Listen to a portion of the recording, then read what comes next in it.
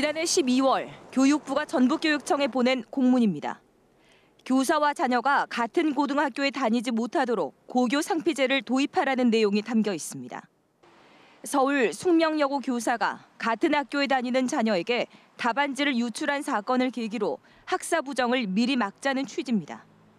하지만 전북교육청은 전국 17개 시도교육청 가운데 유일하게 고교 상피제 도입을 거부했습니다. 공립학교에만 적용하는 것은 사립학교와 차별해 위헌 소지가 있고 학교가 부족해 어쩔 수 없이 같이 다녀야 하는 농어촌 현실을 외면한 조치라고 주장했습니다. 또 교사들을 잠재적인 범죄자로 봐서는 안 된다는 논리를 폈습니다. 모든 교사들은 자녀 문제에 관한 출제와 평가 과정에서 부정하게 개입할 소지가 있는 존재들이다. 이렇게 지금 전제를 하고 있는 거잖아요. 그러나 치열한 입시 경쟁 속에서 불필요한 오해를 막기 위해 상피제를 도입해야 한다는 반론도 적지 않습니다. 공동체 안에서의 그 최소한도를 지켜야 할 약속을 정하는 거기 때문에 그런 의미에서 봤을 때 상피제 도입은 교사를 잠재적인 범죄자로 예단하는 게 아니라 서로 간의 그 오해를 미연에 방지하기 위한 조치. 대다수 선생님들이 정직하겠지만 만에 하나라도 자식을 위해서 부정한 방법을 쓸 수도 있잖아요. 그러니까 애초에 그럴 가능성을 막는 게 중요한 것 같아요. 고교 상피제 도입을 놓고 서로 다른 목소리를 내고 있는 교육계와 시민단체, 학부모. 공정성과 관련해 논란은 계속될 것으로 보입니다. 시청자 여러분 안녕하십니까? 심층토론입니다. 정부가 내년부터 국공립학교 교원은 교사와 같은 학교에 재직할 수 없게 하는 고교 상피제를 도입하겠다고 밝혔는데요. 서울 숙명여고 사건처럼 시험지 유출과 성적 조작과 같은 교육계 비리를 근절하기 위해서라고 합니다. 하지만 전라북도 교육청은 교권 침해라면서 부정적인 입장을 보이고 있습니다. 17개 시도교육청 가운데 유일하게 고교 상피제를 도입하지 않겠다고 밝혔습니다. 논란은 뜨거운데요. 오늘 생방송 심층 토론에서 이 논제 짚어보도록 하겠습니다. 여러분께서도 전화와 문자를 통해서 방송에 참여하실 수 있겠습니다. 여러분께서 주신 의견은 방송으로 실시간 전해드리도록 하겠습니다. 오늘 함께하실 패널 4분 모셨습니다. 먼저 전라북도 교육청의 정옥희 대변인 어서 오세요. 네, 안녕하세요. 정옥희입니다. 전주교육대학교 사회학과의 천호성 교수님 어서 오세요. 네, 반갑습니다. 천호성입니다. 전주시 교원단체 총연합회 김용현 회장 반갑습니다. 네, 안녕하세요. 김용현입니다. 전북교육시민연대 박연수 사무국장 어서 오세요. 안녕하세요. 박연수입니다. 예. 고교 상피제, 상피제라는 말 참 어렵습니다. 역사적으로 거슬러 올라가 보니까 고려 선종 때부터 올라가던데 천호성 교수님, 네. 고교 상피제 정확한 개념부터 좀 자세하게 설명해 주시죠. 네, 지금 뭐 영상에도 보여졌는데요. 고등학교에서 부모인 선생님하고 또 자녀인 학생이 같이 있게 되면 여러 가지 성적이랄지 또 수상, 또 생활기록부 뭐 이런 것들 또 학사관리, 종합적으로 학사관리에 오해를 받을 소지가 있기 때문에 이런 걸 좀 피하게 제도적으로 만든 것입니다. 그래서 부모인 선생님과 학생인 그 자녀가 같은 학교에 있지 못하도록 하는 그런 제도를 상피제라고 하고요. 예. 그리고 지금 이제 우리 전라북도 같은 경우는 약 한 35개 교에서 한 50여 명 선생님 또 60여 명의 학생들이 현재 같은 학교에 근무하는 걸로 그 같이 있는 걸로 드러나고 있습니다. 예. 그 아마 이런 그 배경에는 숙명여고의 그 쌍둥이 자매 사태가 굉장히 큰 영향을 줬는데요. 또 최근에 와서 우리가 조국 법무부 장관 후보의 그 자녀 교육하고 관련해서 공정성의 문제가 상당히 우리 사회에 화두가 되면서 아마 이슈화되고 있는 걸로 보여집니다. 공정성, 청렴성의 문제가 바로 이제 서울 숙명여고 사건에서 있었는데 일어나지 않았더라면 이런 상피제 이야기가 이렇게 본격화될 수 있을까? 김승환 교육감이 반론을 제기한 것처럼 어찌 보면 교권에 대한 침해, 부정적인 전제가 깔려 있다 이렇게 보는 대목인데 김용현 네. 전주교총 회장께서는 어떻게 생각하세요? 저희 교총의 입장에서는 상피제에 대해서 원칙적으로는 찬성하는 입장입니다. 예. 그런데 도입에 있어서는 신중해야 되는 그런 입장입니다. 예. 네. 계속 말씀하시죠. 아, 그래요. 예. 제가 설문조사를 했는데요. 예. 전라북도 교육청 994명 현직의 고등학교 선생님들 지난주 금요일 날 이렇게 조사를 했는데요. 예. 첫 번째로 이렇게 찬성하는 비율이 56%로 조금 많습니다. 고교 상표제를 도입해야 된다. 예. 그리고 찬성한 이유로는 40%가 객관적인 학사 관리로 불필요한 오해를 차단해야 된다. 그리고 두 번째로 공정한 경쟁을 위한 최소한의 장치다.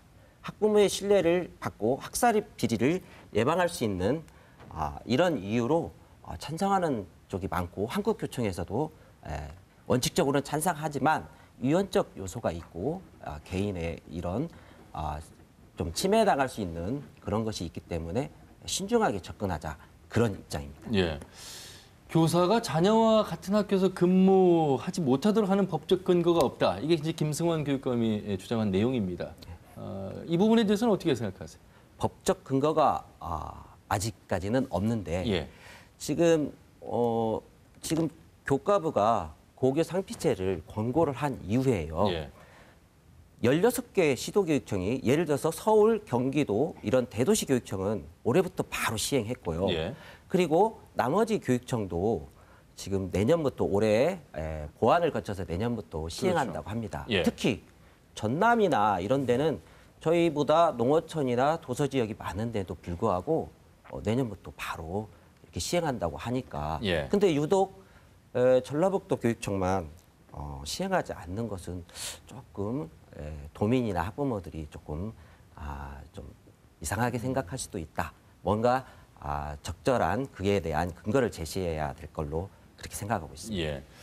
어느 한쪽이 옳고 틀림으로만 볼 수 없는 이 고교 상피제의 현실을 오늘 전북교육청에서 유일하게 이제 교권 침해라는 부정적인 입장 때문에 저희가 심층 토론에서 다루고 있습니다만 김승환 교육감의 논리가 일리가 있는 부분도 있고 해서 교육청이 이제 정옥현 대변인과 말씀을 나눠봐야 될 텐데요. 대변인 시절 하시기 전에 이제 학교 현장에서 선생님으로 계셨잖아요. 네. 뭐 대변인님의 경험이 있으신지 아니면 또 같은 동료 교사가 이 상피제와 같은 생활 속에서 경험하신 적이 있으신지요? 일단 제가 교사라고 한다면 저도 상피제를 찬성했을 것 같아요. 이렇게 오해를 받는데 예. 그런 오해 안 받고 싶을 것 같아요. 그러나 이제 상피제를 저희가 전면적으로 도입하지 않겠다고 하는 데는 이제 이유가 있습니다. 예. 첫 번째로 어떤 정책을 만들 때는 고려해야 할 요소가 있는 것 같아요. 첫 번째가 이것의 정책의 효과가 어느 정도일 것인가. 아하. 두 번째는 저희가 아무리 입시를 중요시한다 하더라도 교육기관이거든요. 어떠한 정책이 그 목적에 교육적 목적이 있다 하더라도 그 수단, 그걸 실현시키는 수단이나 방법이 정말 교육적인가 이것을 고려하지 않고는 어떤 정책을 만들 수가 없습니다. 그런데 교사 상피제의 어떤 효용성 측면에서 본다면 지금 사립학교가 50%가 넘습니다. 고등학교 예. 경우에 전라북도 같은 경우는 반절짜리 실은 정책이거든요. 예. 실시가 되더라도 반절밖에 안 되고요. 사립은 또 적용되지 않기 때문에. 네. 예. 그다음에 또 우리 지역 같은 경우 농어촌 지역이 많습니다. 농어촌 지역에는 대부분 학교가 선택권이 거의 없는 경우가 많고요. 또 군산이나 익산이나 전주 같은 경우는 우리가 추첨자라고 하잖아요. 평준화이기 때문에 원칙적으로 아이들이 내가 부모가 있는 학교를 가겠어라고 한다고 해서 가는 게 아니거든요. 예. 그래서 전라북도 교육청은 이렇게 평준화 지역 같은 경우는 부모가 있는 학교, 그러니까 자기 부모님이 학교에 교사로 있는 학교에는 맨 마지막 지망, 13지망에만 쓸 수 있도록 권고를 하고 있습니다. 불행하게도 아이들은 부모와 같이 재학하고 싶어 하지 않지만 13지망에도 뒤는 경우가 있잖아요. 그런 예. 경우에는 학생의 선택에 의해서 12지망 학교로 이렇게 전학을 갈 수 있도록 예. 제가 권고를 하고 있고 그런 장치는 마련돼 있습니다. 예. 또 그리고 사립학교 같은 경우는 저희가 인사권을 발동할 수는 없지만 순회 교사라든지 또 본인이 원하면 같은 재단 내 다른 학교로 이렇게 전근을 갈 수 있도록 조치를 하고 있습니다. 강제하지는 않을 뿐입니다. 예. 이제 강제하지 않는 이유는 아까 말씀하셨듯이 법률적 근거가 없고요. 또 교사들이 헌법소원을 냈을 때는 소송에서 제가 질 수밖에 없습니다. 그래서 전라북도 교육청만 왜 하지 않느냐라고 하는 것은 어떻게 보면 비난하기 위한 것이라고 생각이 들고요. 예. 저희들도 학사관리 규정이라든지 또 교육청에서 법적 테두리 안에서 할 수 있는 조치들은 다 취하고 있다라는 말씀을 먼저 드리겠습니다. 예. 그럼에도 불구하고 16개 시도교육청은 고교 상피제를 도입하겠다고 하는데 또 이번에도 전국교육청만 예. 또 이번이라는 말 속에 교육청은 늘 청개구리처럼 정부가 뭐 하라고 하면 하지 않는다라는 그 약간의 비난성 발언이라는 생각이 드는데요. 아무래도 그거는 이제 주체성을 갖고 정책을 판단한다는 의미로도 받아들이시면 좋겠습니다. 그러니까 교사 상피제를 통해서 얻을 수 있는 이익이 클 것인지 아니면 독이 많을 것인지 불이익이 클 것인지는 저희들도 판단을 해봐야 될 텐데 결국 학교 현장에 교사에 대한 불신감들이 굉장히 팽배해질 것이다라는 건 사실입니다. 물론 그 책임이 교육을 담당하는 너희들이 만든 거 아니냐라고 비판할 수는 있다고 생각합니다. 근데 신뢰가 무너지면 교육은 사라집니다. 그리고 학교라는 게 입시만 준비하는 곳은 아니거든요.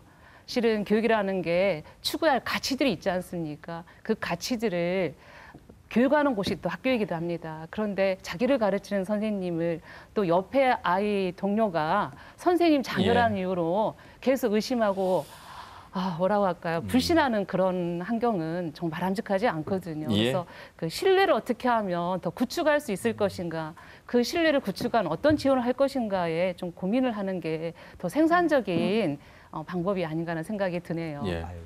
사회자의 또 이번에는 비난의 생각이 전혀 없다는 것을 말씀드리면서 우선 전국교육자치 시민연대는 반대 입장을 성명을 발표했거든요. 그 성명 내용부터 좀 들어보겠습니다. 네, 우리 정옥균 대변인도 만약에 교사 입장에서 봤을 때는 상피 도입을 찬성할 것 같다라고 말씀하셨잖아요. 지금 현재 분위기가 교사들은 마치 그 성적 비리를 저지를 수 있는 가능성이 매우 높은 존재다라는 그런 의심을 받으면 그 의심으로부터 자유롭고 싶은 건 교사들이거든요. 그렇기 때문에 그런 불필요한 오해를 방지하기 위해서라도 상피제 도입을 해야 되는데 상피제 도입에 반대하는 이런 도교육청의 입장에 저희는 이해할 수가 없습니다. 제가 이제 아까 의심을 하기 시작하면 그 의심은 끝없이 확산이 되거든요. 실은 교직 경력이 중고등학교 자녀를 둘 정도 되면 보통 15년 이상, 20년 가까이 됩니다. 저 같은 공립학교는요, 교사의 반전은 저하고 아는 사람입니다. 제가 맘만 먹으면 어느 학교에 어떤 선생님한테 우리 아이가 그 학교에 있으니 잘 받으세요라고 할 수 있는 위치에 있습니다. 그러나 그렇게 하지 않거든요. 그러니까 그렇게 되면 실은 교사는 자녀를 안 낳는 게 더 나을 것 같아요. 그러니까 이게 뭐냐면 의심을 하기 시작하면 그거는 무한한 보완책들을 계속 만들어야 되는 상황으로 몰고 간다고 생각이 됩니다. 네, 정옥균 대변인은 뭐 그런 요청을 안 한다고 하셨는데 우리가 상피제 도입하는 거에 대한 유무를 봤을 때 어떤 그런 특정한 대상이나 교사의 사안으로만 이게 축소해서 볼 게 아니라 어떤 다수의 학생과 교사들의 입장이 충분히 고려돼야 되는 부분이라고 생각을 합니다. 예를 들어서 부모 교사와 자녀가 같은 학교에 있는 경우에 아까도 말씀하셨지만 그 동료 교사 자녀에 대한 그 객관적인 학사 관리 기준에도 어려움이 있을 수 있고 그리고 아무리 엄중한 학사 관리를 한다고 해도 불필요한 오해를 살 수가 있기 때문에 그냥 상피제를 도입을 해서 이런 불필요한 오해를 방지하자는 것인데 전라북도 교육청은 법 운운하면서 상피제 도입을 반대하고 있는 것입니다. 물론 그 법률로 정해서 제도적인 안정성을 유지하면 좋겠지만 모든 사안을 우리가 법률로 정하는 거에는 한계가 있다는 것은 알고 계시지 않습니까? 그렇기 때문에 숙명교육 사태 이후에 정부가 그 상피제를 권고를 했고 16개 시도교육청이 기존의 인사관리 기준에다가 그 상피제 부분을 추가를 해서 기준을 마련한 것입니다. 근데 전라북도 교육청만이 상피제 도입에 반대를 하고 있습니다. 물론 아까 말씀하셨지만 그 현행 사립학교법에 의해서 그 사립학교 교원들에 대한 그런 인사나 이런 것들이 재단에 있기 때문에 그들에 대한 여러 가지 제한에 한계가 있는 건 맞습니다. 그렇기 때문에 우리가 사립학교법을 개정해야 된다는 얘기를 계속하고 있는 것이고 그런 논의와 함께 국공립 고교에서 먼저 이러한 상피제를 도입을 하다 보면 그런 사회적인 분위기가 형성이 돼서 사립학교 또한 자연스럽게 그러한 분위기에 저는 동승할 거라고 보고 있고요. 또 아까도 말씀하셨지만 현재도 이제 그 교육청이 사립학교에 그런 권고사항을 하고 있고 이제 관리 감독을 하면 되는 부분이고요. 그리고 이제 여기 계신 분들도 다 아시고 아까 말씀도 하셨지만 그 지난해 그 부장교사 아버지의 잘못된 부성애가 만들어낸 그 숙명여고 사태를 통해서 우리가 그 불공정한 학사 관리의 그런 잘못된 점들 여실히 알고 있지 않습니까? 그리고 전북대 같은 경우에도 그 교수인 부모가 고등학교 자녀의 그 논문 끼워넣기 한 사건이 여러 건이고 수십 건이고요. 그리고 이렇게 대학 입시까지 활용한 사실이 드러났습니다. 이게 바로 우리의 입시 현실이고 현행 우리나라 이런 입시 제도가 바뀌지 않는 한은 결코 이런 상황에서 자유로울 수가 없는 상황이기 때문에 상피제 도입은 어떻게 보면은 불공평한 그런 출발선을 해소하기 위한 최소한의 하나의 방안이라고 보시면 될 것 같습니다. 많은 사람들이 사망을 하게 되는데요. 질병으로 인한 사망도 있습니다만 교통사고로 인한 사망률도 굉장히 높습니다. 자, 그래서 차가 위험하다는 걸 아는데 그렇다면 차를 만들지 말아야 될 것인가? 어떤 이런 관점에서 비유를 많이 하긴 합니다. 그래서 어느 한쪽의 입장이 옳고 그름보다는 보완할 수 있는 방안 측면에서 찬반 이야기를 한번 들어보는 시간인데 전우성 교수님, 어찌됐든 찬성 쪽과 반대 입장은 이렇게 이제 분명히 대립되는데 사회적으로 나타난 현상들, 조국 장관의 자녀, 그 조국 장관 자녀뿐만 아니라 전북대 교수의 자녀, 논문 공동 저자를 올린 부분, 분명히 부모가 교수이기 때문에 이런 부분들에 이제 관여할 수 있는 부분들로 접근하는 그런 방식도 있습니다. 방금 전에 이제 박영수 국장님도 그렇게 언급을 하셨습니다만. 네, 우리가 지금 상피제에 관한 얘기를 하고 있지만 이 논란의 핵심은 학사 관리를 얼마나 공정하게 해낼 수 있느냐 하는 겁니다. 만약에 상피제를 도입해서 현재 문제가 되고 있는 학교에 학사 관리를 상당히 많은 부분을 해결할 수 있다고 그러면 당장 도입하고 반대도 없겠죠. 그러나 아까 문제에서 지적한 것처럼 상피제 대상자는 국공립 학생, 고등학교만을 대상으로 합니다. 실제 퍼센테이지로 보면 20%밖에 되지 않아요. 그리고 지금 굉장히 그 논란이 되고 있는 오히려 교육계의 어떤 부패랄지 이런 부분들이 보면 사학이 관련되어 있는 부분도 되게 많다는 말이에요. 그리고 이거는 부모와 자녀만 해당되지 우리 한국 사회처럼 학연, 지연, 연고주의 때문에 다 이렇게 봐주기, 밀어주기 이런 것 때문에 이런 것을 지금 하자라고 하는 거잖아요. 그래서 원칙적으로 또는 필요성이라고 하는 측면에서 본다면 오죽 했으면 우리가 고려시대나 조선시대도 이런 제도를 도입했겠어요. 그러나 이번 상황에서 본다면 저는 교육부가 권유를 했고 모든 교육청들이 다 하는데 왜 전북만 하지 않느냐는 이 논리는 굉장히 오해의 소지가 많고요. 최근에 교육부가 했던 정책 중에 제대로 된 정책 하나도 없어요. 없습니다. 실제로 그렇습니다. 진짜 그렇습니다. 그래서 어떤 얘기까지 나왔냐면 박근혜 정부 마지막에는 교육부를 없애야 된다. 폐지론이 나왔고 너무 주제로부터 지금 멀리 가신 것 같고요. 그러니까 그렇게까지 나와 있는 상황인데 현재 상황이 그래서 다른데 다는데 우리만 왜 안 하냐 이런 논리보다는 이게 진짜 우리 전라북도에 이 제도가 맞느냐라고 하는 걸 보자는 거예요. 지금 전라북도 교육청만 부정적이고 도입하지 않겠다고 해서 이 자리에서 뭐라고 하는 것은 아니고 왜냐하면 교육부가 권고를 한 것이기 때문에 그리고 또 법적 근거가 없다고 김성환 교육감도 말씀하셨고 아울러서 사립은 하지 않고 국공립만 하는 것은 헌법 11조 1항 그러니까 평등권에 침해된다는 부분도 있어서 다만 그러면 도입을 하지 않는다면 어떻게 보완할 것인가에 대해서 입장을 더 피력을 해주시면 될 것 같고 그렇죠. 그러니까 도입을 해야 된다. 그렇다면 공정성이라고 하는 이제 확보 차원을 어떻게 해갈 것이냐라고 하는 걸 봐야 되겠죠. 공정성의 확보 방안이라고 하는 것들을. 근데 공정성이라고 하는 게 굉장히 추상적인 개념이기도 하지만요. 그건 형식적인 공정성이 하나 있습니다. 예를 들면 객관적인 시험을 보게 하고 똑같은 장소에서 똑같은 시험 문제를 풀어서 일렬로 세워가지고 거기에 서열에 따라서 평가를 하겠다라고 하는 게 있지만 그런 정책이나 제도는 그게 형식적인 형평성이거든요. 그 공정성이거든요. 그런 형식적인 공정성 말고 그 형식적인 절차가 중요하지 않는다는 게 아니라 실제적으로요. 현재 대한민국에서 교육 상황을 보면 학부모의 경제력, 사회적 지위가 워낙 아이들의 교육에 영향을 미치고 있다라고 하는 사실이죠. 그것을 배제한 상태에서 어떤 형식적인 공정성을 추구하기 위해서 상피제 같은 걸 도입하게 되면 교육 본래의 어떤 틀, 아까 말한 교육의 가치 이런 것들이 많이 훼손돼 볼 수 있다는 거예요. 알겠습니다. 예, 제가 말씀드리면요. 물론 아까 우리 대변인 말씀처럼 상피제 도입에 실효성이 없다고 이렇게 말씀을 하셨는데 제가 조사한 자료 이렇게 교육부에서 나온 거 보면요. 높게 들어주시죠. 네. 상피제 도입을 했더니 55% 그러니까 학교가 521곳 900명인 학생 중에 489명 한 50% 절반 가까이 이렇게 줄어들었어요. 상피제를 도입한다는 그 의지를 밝히고 공고했을 때 받아들였을 때요. 예. 그런데 전북은 2018년 27곳 67명에서 2019년은 34곳 60명으로 이렇게 조사가 되었습니다. 학교 수는 오히려 더 많고 조금밖에 축소하지 않았지 않습니까? 이것은 아까 말씀하신 사립도 여기 안에는 사립도 있을 텐데 사립도 그 영향을 받을 수밖에 없다. 이렇게 생각되는 거죠. 그다음에 두 번째는 이렇게 상피제 효과가 크고 두 번째는 전체 시도교육청의 평가의 공정성이 있는데 특정 교육청만 제외시킨다면 전체의 평가의 신뢰성에 문제가 있을 수가 있습니다.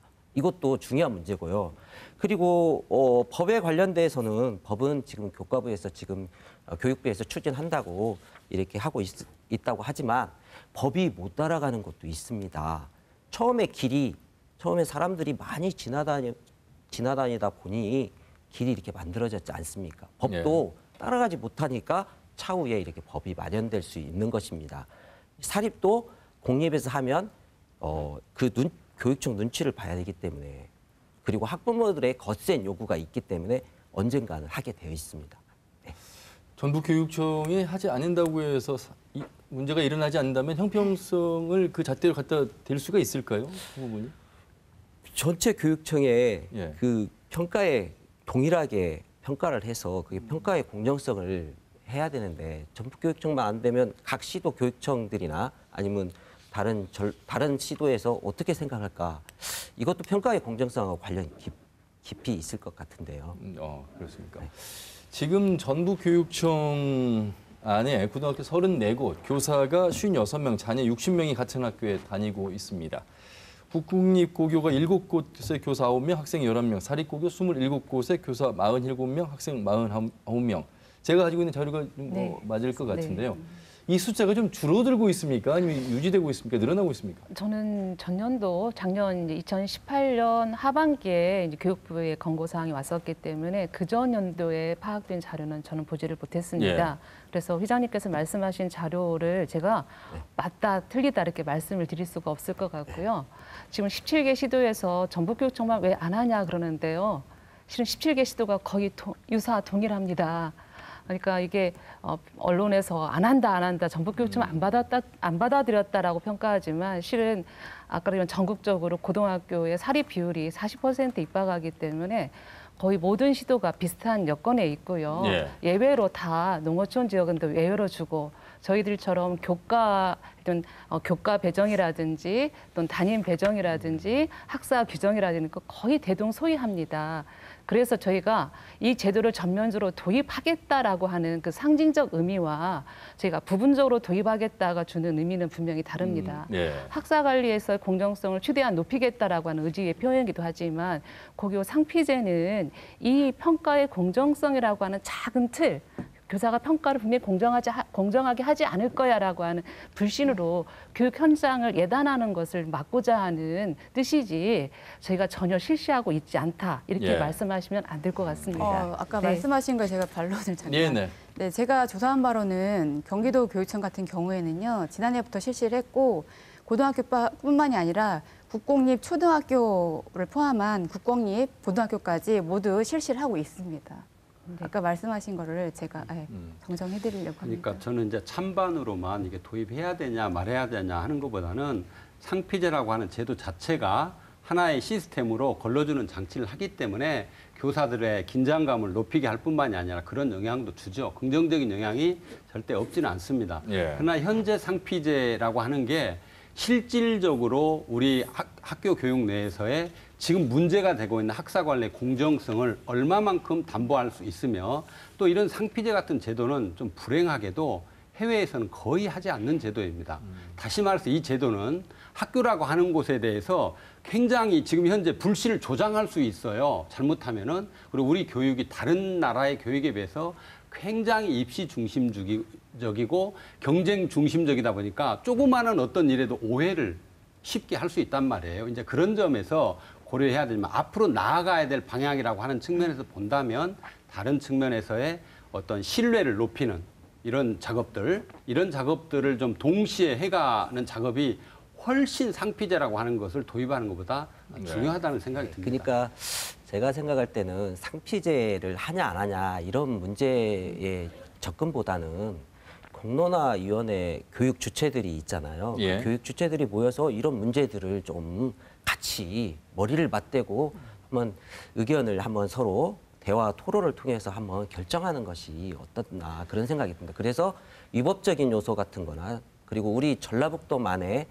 독특하게 우리 전라북도 환경에 맞는 그런 제도를 좀 같이 주체들이 머리를 맞대고 한번 논의해 봤으면 좋겠다고 이렇게 생각하는데 이제 교육청에서 그렇게 안 하겠다고 전면 보류한다고 하면 이게 통로가 없어지는 거지 않습니까? 그러니까 좀 서로 합의점을 찾을 수 있도록 교육 주체들이 모여서 함께 논의를 하자 그렇게 건의드리고 싶습니다. 그 박연수 사무국장께 이렇게 질문 드려볼게요. 이제 어쩔 수 없이 전주 군산 익산을 제외한 농어촌 지역인 경우에 뭐 면 단위 학교 하나 정도가 있을 정도고 그것마저도 이제 폐교될 위기에 처했는데 그곳에 재직하는 선생님과 자녀가 같이 있지 못하게 된다면 누군가 한 사람은 다른 곳으로 가야 되는데 그 다른 곳이라는 건 꽤 먼 타 시군이 될 수 있잖아요. 다른 또 면 소재지나 읍 소재지. 이런 경우에는 어떻게 당연히 적용을 해야죠. 적용을 왜냐하면 아까 제가 경기도 교육청을 예를 들어서 말씀드렸잖아요. 경기도 교육청 같은 경우에는 학교가 하나밖에 없는 면 단위 학교라도 그곳에 자녀가 다니고 있고 이제 교사가 그 지역에 살고 있다고 하더라도 상피제를 도입하고 있습니다. 그래서 현재 경기도 같은 경우에 국공립 그 학교에 자녀와 부모가 같이 다니는 경우는 한 군데도 없습니다. 아, 그렇습니까? 네.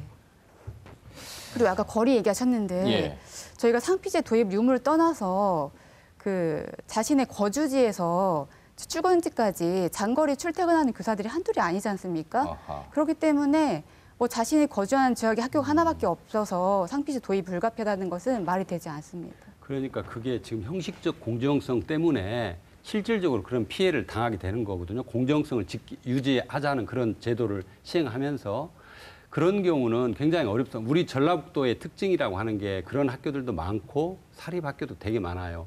사립학교도 많고요. 제도로 아무리 시스템으로 만들어놔도 아까 말한 상피제 대상은 부모와 자녀의 관계만입니다. 그런데 우리 전라북도는 다른 지역에 비해서 굉장히 연고나 학연, 지연 이런 게 문화가 살아 있어서 그렇기 때문에 지인들이 있는 학교도 있죠. 내가 아는 뭐 친척이 있는 경우도 있죠. 그래서 부탁을 하려면 얼마든지 할 수 있는 그런 상황에서 오히려 그런 제도보다는 우리 교사들, 그 교육에 관련된 사람들의 의식이라고 하는 측면이 굉장히 잘 만들어져야 거기에 보완이 돼야만이 실질적으로 이런 그 문제가 해결되는 것이지 부모하고 자녀 문제에 딱 한정돼 있고 또 공립에만 한정돼 있고 이런 식의 굉장히 그 폐쇄적인 어떤 정책을 그렇게 도입하는 거에 대해서는 다소 좀 여러 가지 보완 정책을 함께 가야만 부모와 성과가 있을 자녀의 거라고 그 봅니다. 사안으로만 축소해서 말씀을 하시는데 이거는 부모와 그 자녀의 사안만이 아니고 나머지 학생과 전체 교사의 입장이 아까 충분히 고려된다고 제가 말씀을 드렸습니다. 제가 다시 한번 말씀드리면 이제 뭐 아까 뭐 다른 학교에 있는 친척들에게도 요청을 할 수 있다고 하셨는데 그러면 동료 교사 자녀나 다른 교사 자녀들에 대한 학사 관리하는 데 있어서 너무 힘듭니다. 아무리 엄중한 관리를 해도 불필요한 오해를 할 수 있기 때문에 상피제 도입이 필요한 겁니다. 예. 자, 알겠습니다. 뭐 고교 상표제는 이 정도면 이해가 충분할 것 같고요. 문재인 대통령이 최근 이 특혜 입시 논란과 관련해서 대학 입시 제도 그 전반을 재검토하라라고 밝혔습니다. 그러니까 교육부가 이제 대입제도 개선, 그러니까 그 고등학교에 상피제를 도입하느냐 마느냐에서 한 발 더 나가면 그 이제 상피제의 장단점 또 상피제를 하지 않아도 되는 어떤 보완점 이런 것들을 통해서 대입제도로 연결을 시키는 부분입니다. 그래서 이제 특혜 부분을 없애야 되는 건데 이제 학생부 종합전형과도 연관이 돼 있는 부분이 있어서 이 관련해서는 어떻게 전북교육청에서는 좀 준비를 하고 있는 것인지 어떻게 가는 것이 바람직하다고 보는 것인지. 아까 잠깐만 하나만 더 언급을 네네. 하고 넘어가야 되는데 실은 이제 평가 같은 것들이 쉽지 않은 부분이요. 우리가 이제 객관식 평가에서 벗어나서 서술이나 논술형 평가를 도입을 해야 된다. 이건 기본적으로 교사를 신뢰하지 않으면 할 수가 없습니다. 저는 현장에 있을 때 국어를 가르쳤는데요. 이제 국어 수업을 하고 나면 이제 논술 평가 같은 걸 합니다. 아이들이 제가 평가하는 걸 믿어줘야 제가 논술 문제를 낼 수가 있어요. 아이들 편차가 다 30명 있으면 30명이 다 다릅니다. 이 아이들이 일정한 그룹으로 나누어서 점수를 매기게 되는데 아 선생님은 나를 상위 그룹으로 점수를 줬구나. 나는 중간 그룹 줬구나 하는 믿음이 있어야 되는데 이걸 따지기 시작하고 맞냐 틀리냐 선생님의 공정성이 의심된다라고 한다면 선생님은 논술 문제를 낼 수가 없어요. 한국 사회가 서술형 문제를 내야 되고 창의적인 수업을 해야 되고 창의적인 수업을 하기 위해서는 또 창의적인 평가가 돼야 되는데요. 불신이 조장되는 사회에서는 그런 평가를 할 수가 없습니다. 그래서 아까 신뢰 불신의 얘기가 말도 안 되는 뜬구름 같은 얘기를 하고 있는 거라고 생각하실지는 모르겠지만 교육 현장에서는 신뢰가 정말 중요합니다. 그 신뢰가 없으면요. 단순한 평가, 아주 1점짜리 평가 하나만 갖고도 늘 공정성 시비가 끊이지가 않습니다. 특히 특정 교과 같은 경우는 100% 수행평가로만 이루어지는 교과가 있거든요. 교사를 믿지 않으면요. 논란이 끊이지 않습니다. 그러나 지금까지 큰 문제 없이 평가가 이루어져 있고요. 물론 한 해에 1명 정도 입시까지는 아니더라도 성적과 관련된 징계가 있었던 사례들이 있었습니다. 전체 교사의 비율에 비하면 아주 적은 비율이거든요. 우리가 빈대 한 마리 잡으려다가 초고상간 태운다는 말이 있듯이 그 작은 부분을 확대해서 보다 보면 전체 큰 그림을 보지 알겠습니다. 못하고 놓칠 수 있다는 생각이 듭니다. 먼저 그 말씀을 먼저 드리고 다시 질문을 받겠습니다. 그러니까 그 공정성이라는 것이 이제 결국에는 대입 입시 제도를 통과하기 위한 그 절차 속에서 공정성을 유하기 때문에 그 부분에 대해서 이제 상피제 이야기가 나온 것이고 숙명여고 사건에서 그렇다면 이제 학생부 종합전형이라든지 그래서 아마 얼마 전에 교육부가 서울의 유명 대학 13개 대학을 비롯해서 입시 실태 조사를 지금 벌인 거잖아요. 그 학생부 종합전형 이런 부분에 있어서 바로 공정성이 이제 기여되는 부분인데 전북교육청은 그 부분에 대해서는 어떻게? 지금 이제 입시제도 개선에 관한 논의가 본격화될 것 같습니다. 저희들도 작년부터 그 시도교육감 협의회 차원에서 대입제도 개선에 관한 연구를 시작하고 있고요. 아마 올해 말에는 그 결과 어느 정도 나올 거라고 봅니다. 물론 교육부 차원에서도 대입제도 개선에 대한 여러 공론이나 과정을 거칠 걸로 보고 있고 최근의 추세로 본다면 아마 학생부 종합전형에 대한 큰 손질이 있을 걸로 보입니다. 아마 이제 일부에서는 정시 확대라든지 수능 부분을 확대한다든지 이런 얘기가 있는데 실은 그 부분에 대한 경북교육청 입장이 아직 정해지지는 않았지만 저 이제 개인의 입장을 조금 말해야 된다면 실은 수능을 확대한다든지 정시를 확대하는 것은 우리 지역 특히 보통의 아이들한테는 별 유리한 전형이 아니라고 생각합니다. 특히 수능 확대를 바라거나 정시 확대를 바라는 지역은 우리가 흔히 말하는 기득권층, 상류층, 성적이 우수한 학생들 집단에서 이러한 경향성을 보이고 있고요. 또 여기에는 굉장히 큰 규모의 사교육 시장의 입김도 좌우하고 있다고 생각합니다. 그래서 이거는 좀 더 많은 논의가 있겠지만 저희가 수능을 확대한다든지 정시를 확대한다든지 이런 방식으로는 전북교육청에서는 그 대안을 마련할 거라고 생각하고 있지는 않습니다. 네, 저는 교육청의 입장보다는 이제 우리가 문재인 대통령이 그렇게 얘기한 배경에는 공정성이라고 하는 그 키워드가 있잖아요. 근데 그 공정성에 매달리다 보면은 어떤 것들이 입시제도의 공정한가를 생각하게 되고 거기에 맞는 시스템을 많은 사람들이 요구하게 됩니다. 근데 그런 정책으로 대입 제도가 개선이 되면 어떤 정책이 개선될 때나 만들어질 때는 그 정책이 만들어짐으로 인해서 학교 교육 현장에 어떤 영향을 미칠 것인가를 반드시 봐야 돼요. 예. 그래서 학교 교육 과정이 우리가 지금 미래지향적으로 얘기하고 있고 대한민국 교육의 문제점을 얘기할 때 붕어빵 교육이니 획일화된 교육이니 뭐 다양한 이런 그 문제점을 지적하고 있는데 수능 중심을 요구합니다. 공정성이라고 하는 얘기를 하면서 그렇게 되면은 수능이 만약에 확대가 된다면 정시가 확대되겠죠.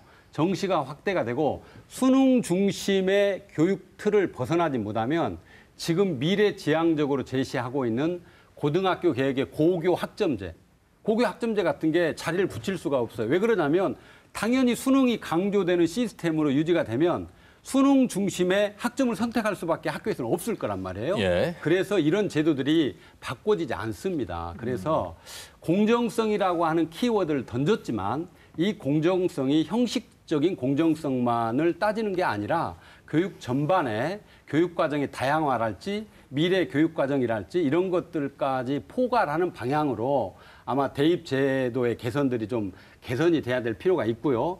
그런데 지금 대입 제도를 개선하면 대한민국 교육의 문제점이 많이 해결할 거라고 생각하고 있지만 예, 예. 사실은 그렇지 않습니다. 알겠습니다. 그 논란의 가장 정점의 핵심이 지금 대학 서열화입니다.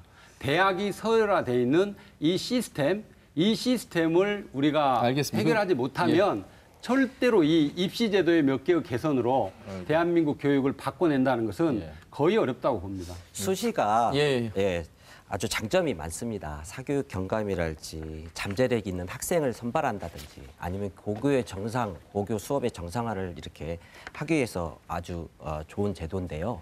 근데 이게 지금 부작용이 많이 발생하잖아요. 그래서 예를 들어서 그 학교생활기록부 종합전형 같은 경우에 학종인 경우에 비교과 영역일 경우에 좀 학부모들의 이런 그 부와 이런 능력이 영향을 좀 끼칠 수가 있잖아요. 능력에 따라서 영향을 미칠 수 있다. 영향을 미칠 수 있기 때문에 물론 수시에서 교과 전형이 있죠. 교과 전형 같은 경우에는 교육과정 수업 평가 그리고 기록 이게 일체화되고 그런 기록을 가지고 대학교에서 인재를 뽑을 수가 있는데 이 비교과 영역이 많이 학종 같은 경우에는 이 부모님의 영향력이 크기 때문에 그 기록을 조금 내용을 지금 축소를 많이 하긴 했지만 부모님의 내용을 좀 영향이 축소를- 크다는 것은 어떤 이야기를 말씀하시는 거예요? 예를 들어서 부모님이 그 드라마 스카이 캐슬을 보면 입시 코디도 이렇게 하고 이런 것도 있잖아요.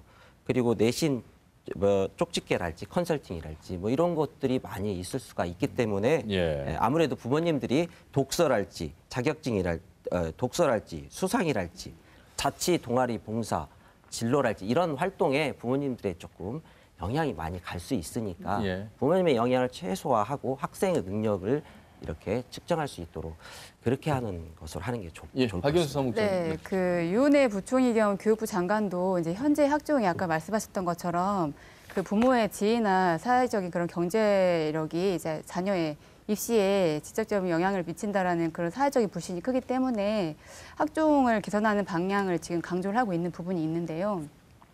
우리가 이렇게 조금 학종 같은 경우에도 좋은 취지로 도입된 제도긴 한데 일부 특권 계층의 그런 악용으로 인해서 불공정이 지금 조장되고 있기 때문에 그러한 부분들은 좀 개선되는 방향으로 대학 입시가 나아가야 될 것 같습니다. 예. 교육부에서는 예, 한 말씀 축소나 폐지까지 이렇게 논의되고 있는 것 같아요. 그때 어떤 폐지는 것이요? 안 될 것 같아요. 어떤 것이요? 비교과 영역. 비교과 영역을 네네. 폐지까지 논의하는데 그것까지는 안 될 것 같고 좀 축소하는 게 좋지 않을까. 비교과 영역에 있어서 평가가 공정성을 참 기하기가 어렵다 이런 지금 말씀이신 네, 것 같아요. 네, 네. 그래서 학부모의 어떤 지위와 경제력, 능력에 따라서 달라질 수 있는 부분에 대한 그러니까 말씀하신 모든 입시에서 어떠한 입시를 하더라도요. 부모의 경제력과 부모의 사회적 지위가 높은 사람들이 다 유리합니다. 다 유리하게 돼 있어요. 예를 들어서 객관식 중심의 수능 중심의 여기도 실제로 보면 수능의 핵심이 뭡니까? 국영수거든요. 국영수가 3분의 1을 차지합니다. 국영수의 핵심 중에 영어 수학이 또 핵심입니다. 예. 영어 수학은 사교육의 영향을 가장 많이 받는 제도예요. 그리고 실제 학종의 핵심은 뭡니까? 스펙 쌓는 거예요. 그래서 스펙 쌓기 위해서 스펙을 잘 쌓아서 좋은 대학을 가고 좋은 대학을 간 다음에 좋은 데 취직하는 이런 사회적 구조. 그 좋은 대학이라고 하는 게 스카이로 얘기하는 서열의 정점이 있는 병목에 있는 중심에 있는 그 학교를 들어가기 위해서 굉장히 우리가 경쟁을 심하게 하잖아요. 이 시스템 하에서 입시 제도가 지금 돌아가고 있는 거예요. 그래서 공정성 확보라고 하는 측면에서요. 비교과 영역을 줄여도 마찬가지고 뭐 수능을 늘려도 마찬가지고 여전히 그 부분에 대해서 확보하는 건 굉장히 어렵고 다만 교사들을 신뢰하고 이 문제는 학교 안에서 풀어야 되기 때문에 예. 지금 미래지향적으로 가려면 우리가 객관식 시험만이 아니라 창의력, 의사소통력, 뭐 문제 해결력 이런 걸 키우기 위해서 교육과정을 다양화시키기 때문에 아이들이 그런 교육으로 가면 그런 것을 체킹을 하고 그런 것을 입시에 반영해야 될 거 아니에요. 누가 합니까? 교사들이 하죠. 그래서 교사들을 좀 믿고 다만 그 교사들의 전문성이 좀 신장될 수 있도록 그렇게 좀 개선해가는 게 중요할 거라고 봅니다. 예. 교사들을 뭐 그냥 믿을 수 있겠습니다. 믿을 수 있는 장치도 좀 필요하지 않겠습니까? 아, 참 어려운 얘기인데요. 네. 지금까지 저도 30년이 넘게 교직 생활을 해왔는데 입시 제도가 정말 많이 바뀌었습니다. 그런데 나아진 건 없는 것 같아요. 예. 부모로서 교사로서 그런 부분에 대해서 좀 부끄럽기도 하고 미안하기도 하고 그런데 이제 더 이상 그 대입 제도는 그만 고쳤으면 좋겠다는 생각이 들어요. 왜냐하면 고치고 고쳐봐야 아까 교수님께서 말씀하시듯이 상층부 학생들한테는 더 유리할 뿐입니다. 이 기회에 아예 새로운 틀에서 아까 말씀하신 대학의 서열화를 폐지한다든지 예를 들면 특정 대학 출신들이 특정한 특히 우리 사회에 힘께나 쓴다고 하는 권력부에 특정한 일부 어떤 비율, 뭐 30%면 30%, 뭐 50%면 50% 이상을 차지하지 못하도록 한다든지 이 학벌 구조를 깰 수 있는 틀을 만들어야 입시 제도가 연동되어서 완화될 수 있을 거라는 생각이 듭니다. 예. 그래서 더 이상 대입 제도를 가지고 이렇게 바꾸면 좋을까라고 고민하기보다는 그 큰 틀에서 한번 고민을 했으면 어떻게 좀 새로운 생산적인 방법이 나올 것 같다는 생각이 물론 들어요. 대학 서열 구조랄지 아니면 그 성적과 학벌로 이렇게 구분짓고 차별하고 이런 사회 시스템도 바꿔야겠지만 그 너무 거창한 거잖아요. 아, 그러니까 제가 예. 30년이 넘게 제가 교직 생활을 하면서 입시 제도를 수없이 바뀌어봤는데 아이들의 수업 부담이라든지 학습 부담은 늘어만 가고 거기에 대한 피해들이 쌓이는 거 보면 우리가 진단을 잘못하고 있지 않나. 예. 계속 입시 제도를 바꾸는 방식으로 접근해서는 안 되라. 그 윗단계. 알겠습니다. 대학의 서열화를 조금 완화시키거나 배제하는 방식으로 접근하는 것이 고등학교 교육을 정상화하는데 더 지름길이 아닌가 하는 생각이 들어서 예. 아까 교수님 말씀에 제가 한 말씀 더 얹었습니다. 알겠습니다. 그 네. 내용도 여기까지 짚어보도록 하겠고요. 정부가 발표한 것 중에 한 가지 또 짚어보도록 하겠습니다. 비단 뭐 전북교육청만을 대상으로 하는 얘기는 아니고요. 정부가 이제 기초학력 저하를 이유로 기초학력 진단 평가를 다시 의무화하겠다. 전북교육청은 일찌감치 김승환 교육감이 지금 3선째 하고 네. 계십니다만 뭐 일제고사 폐지 반대, 이 기초학력 진단 평가 반대 이런 취지 아니었습니까? 그러니까 이렇게 이제 어떤 정책이 나오게 되면 전북교육청 또 반대야 이렇게 접근하는 것 반대를 같아요. 한 것에 대해서 지금 왜냐하면 예, 이게 이제 그걸 기초학력 논쟁이 또 언제 나왔냐면 지난번에 서울시 교육청에서 초등 3학년하고 중학교 1학년에게 기초학력 테스트를 일제히 실시하겠다라고 하니까 전북교육청은 또 어떻게 하고 있어? 라고 물어보는 것 같아요. 일제고사의 피해는 여기 계시는 방청객분들도 아시겠지만 아마 효용이 없다고 아실 거예요. 저희가 그다음에서 기초학력 진단을 안 하는 건 아니고요. 저희는 모든 학년이 다 합니다. 단계가 보통 3월 달에 초등학교 같은 경우 3월 달에 그 진단 주간이 있어서 아이들을 관찰을 통해서 1차 선별을 한다고 말을 하고 싶지는 않지만 이 아이는 굳이 진단 평가를 보지 않아도 되는 아이겠구나 하는 아이들은 제외하고요. 이 학생은 한번 진단할 필요성이 있는 학생들은 심화 평가를 합니다. 그럼 어떻게 구분을 짓습니까? 그 교사의 기준이 판단이. 교사의 판단입니다. 네, 교사의 판단. 교사는 아마 저기 회장님도 초등에 계시니까 아시겠지만 아이들 보통 가르쳐 보면 이 아이는 조금 더딤이 있겠구나 하는 거 판단하실 수 있으시잖아요. 그 형평성 차원에서라면 그냥 다 같이 진단을 하는 것이 불필요하다라는 거죠. 그게. 해당되지 않는 학생들까지 보는 것은 저희가 불필요하다. 더딤이 있는 학생들, 그러니까 예를 들면 곱하기를 할 수 있는 아들한테 더하기 한 단위 정도의 더하기를 시킬 필요는 없지 않습니까? 예를 들면. 그래서 교사가 그런 판단할 수가 있습니다. 이 아이는 산수의 문제가 있는 아이겠구나. 이 아이는 읽기에 문제가 있는 아이겠구나 1차 판단을 합니다. 그 판단된 그룹에 한해서 예. 심화평가를 하고 알겠습니다. 심화평가에 따라서 적절한 저희가 지원을 하는 구조로 되어 있습니다. 예. 박연수 사무장님. 그동안 교사의 역량에 맡겨놨는데 기초학력이 계속 저하가 되는 이유는 뭔지, 그러니까 교사를 폄하하는 게 아니라 뭐 교육 환경의 문제도 있긴 하겠지만 이제 서울시 교육청 같은 경우에 아까 말씀하셨던 것처럼 초등학교 3학년하고 중학교 1학년 모든 학생을 대상으로 진단 검사를 실시를 하는데 이제 개인이 하다 보면 아무리 선생님이라도 그 아이에 대해서 모든 걸 알 수 있는 건 아니지 않습니까? 그래서 기초학력 진단을 실시함으로써 그 누락을 최소화하기 위해서 실시하는 부분이기 때문에 전라북도 교육청도 모든 학년은 아니더라도 집중 뭐 초등학교 3학년이면 3학년 이런 식으로 해서 진단 평가를 좀 객관적으로 실시했으면 좋겠습니다. 모든 학년에 하고 있고요.